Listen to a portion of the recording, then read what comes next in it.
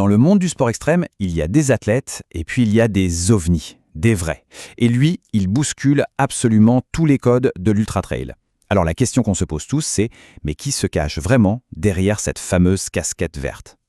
Franchement, cette phrase, elle claque, non? De fêtard à phénomène. Ça résume une transformation qui est, presque incroyable. C'est l'histoire d'Alexandre Bouchèche, un Parisien avec une personnalité complètement décalée, qui est devenu, mais alors vraiment contre toute attente, une véritable icône des courses d'endurance. Alors comment est-ce possible? Comment un employé de bureau, un gars normal, a pu devenir l'un des athlètes les plus résistants de la planète? C'est vraiment la question au cœur de notre analyse aujourd'hui. Son parcours, il n'a rien, mais alors rien de classique.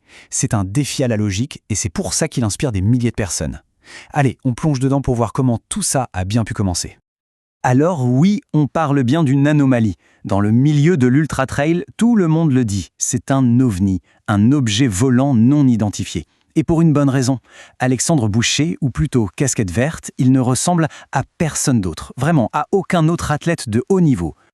Regardez-moi ce chiffre, plus de 174 000, c'est énorme, c'est le nombre de personnes qui le suivent sur Instagram.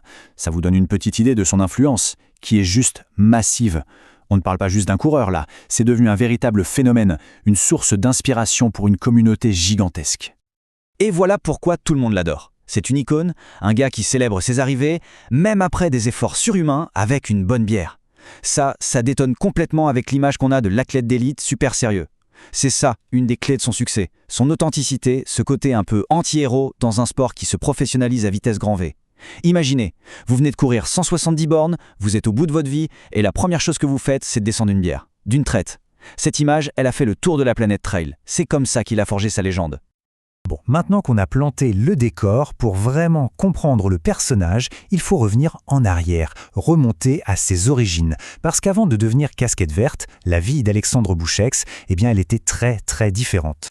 Regardez cette ascension, c'est juste dingue. En 2015, on a un chef de projet en informatique avec 25 kilos en trop, gros fumeur, le cliché du gars qui commence à courir après une discussion à la machine à café. 4 ans plus tard, en 2019, boum, première grande victoire sur la Lyon-Saint-Élion. Et en 2023, il se paie le luxe de faire un top 10 à la Diagonale des Fous, une des courses les plus dures au monde.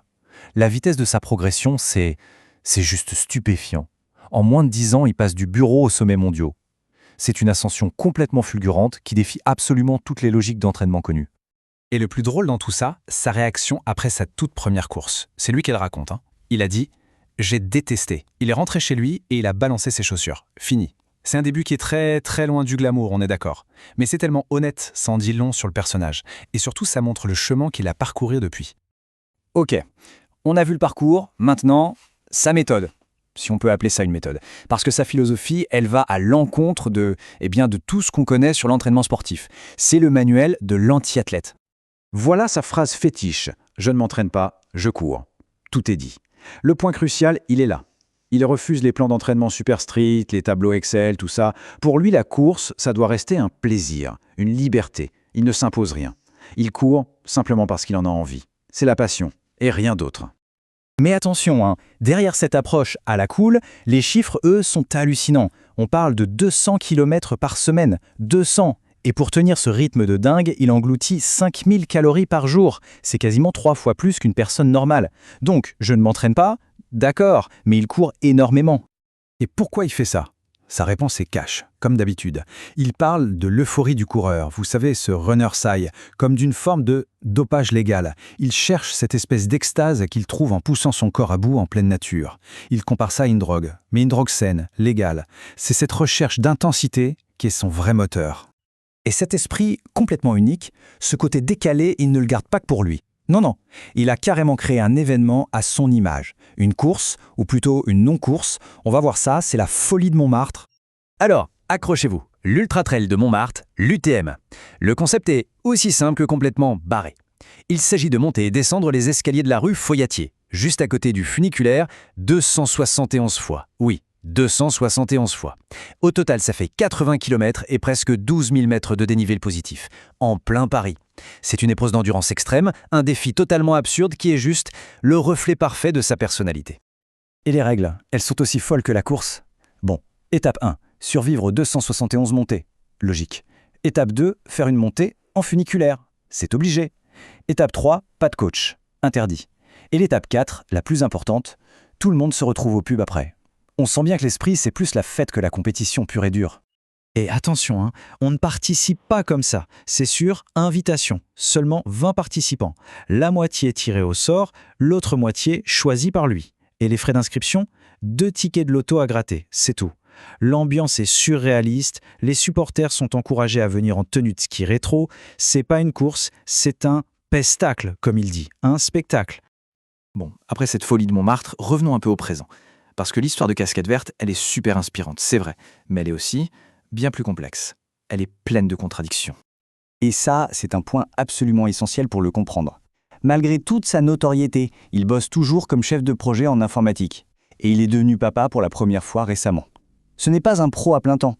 Il jongle, comme beaucoup de gens, entre le boulot, la famille et un niveau sportif d'élite mondiale. C'est ça qui lui permet de garder les pieds sur terre. Et écoutez, sa comparaison, elle est géniale. Il dit « Les 3 premiers mois de la paternité, c'est comme un ultra. Tu es privé de sommeil, tu n'as plus le contrôle de ton emploi du temps. » C'est brillant, non? Ça montre bien comment il voit toute sa vie à travers le prisme de la course. Pour lui, la paternité, c'est un nouvel ultra, avec ses propres défis, sa propre fatigue, sa propre gestion de l'imprévu. Et c'est là qu'on touche au cœur du paradoxe de l'homme ordinaire. D'un côté, on a l'inspiration. Son histoire, c'est celle de Monsieur Tout-le-Monde qui prouve que des exploits incroyables sont possibles. Ça démocratise le sport. Et de l'autre, il y a la contradiction. Son calendrier de course à travers le monde génère une énorme empreinte carbone. Et ça, pour un sport qui se pratique en pleine nature, c'est une sacrée ironie. C'est assez fou quand on y pense. À la base, il a arrêté de fumer pour sa santé, pour ne pas avoir un cancer, et aussi pour faire des économies, des raisons très pragmatiques. Et aujourd'hui, pour vivre sa passion, son calendrier 2025 l'emmène à Hong Kong, aux États-Unis, à La Réunion, ce qui veut dire des vols long courriers et donc des émissions de CO2 très importantes. Et ça met vraiment le doigt sur un défi très moderne. C'est le dilemme de beaucoup d'athlètes aujourd'hui. Comment concilier une passion pour le sport de haut niveau, souvent célébré dans la nature, avec la responsabilité environnementale? Son cas personnel illustre en fait une question beaucoup plus large qui nous concerne un peu tous. Alors, au final, que faut-il retenir de l'histoire de Casquette Verte? Son parcours, c'est un miroir assez fascinant de notre époque. C'est une histoire de dépassement de soi, bien sûr, d'authenticité, mais c'est aussi une histoire de contradiction. Et ça nous laisse avec cette grande question. Un athlète peut-il vraiment être un athlète d'élite tout en restant un homme ordinaire? Peut-on atteindre les sommets tout en gardant l'essence de Monsieur Tout-le-Monde? La trajectoire de Casquette Verte, elle ne donne pas de réponse toute faite, loin de là. Mais elle nous pousse à réfléchir, à nous interroger sur ce que signifie vraiment le succès aujourd'hui.